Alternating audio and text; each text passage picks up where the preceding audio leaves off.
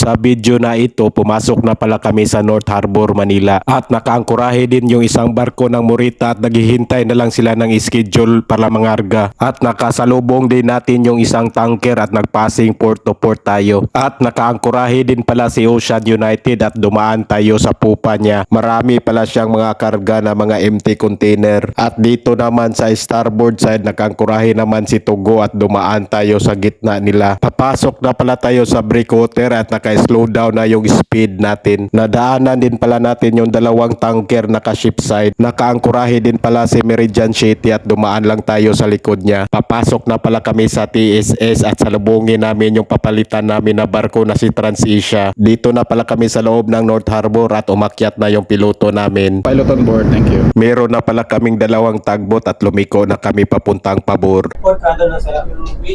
Midship. Stop engine.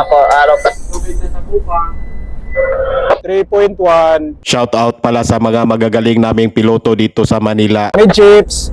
Dead slow ahead. Bearing natin to galing. Steady.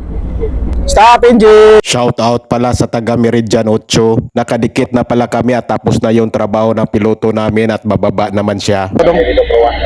Okay sir, God bless sir. Bye bye sir. Ingat lagi sir. Madali lang pala kami pinadikit ng piloto namin kasi maliit lang po kami. Tapos na din trabaho yung dalawang tugboat namin at aalis naman sila. Lilipat naman sa kabilang barko yung pilot namin at magsimula naman agad kami mag-discharging at loading. Papasok naman sa North Harbor si Solid at nasa likuran pala natin si Meridian.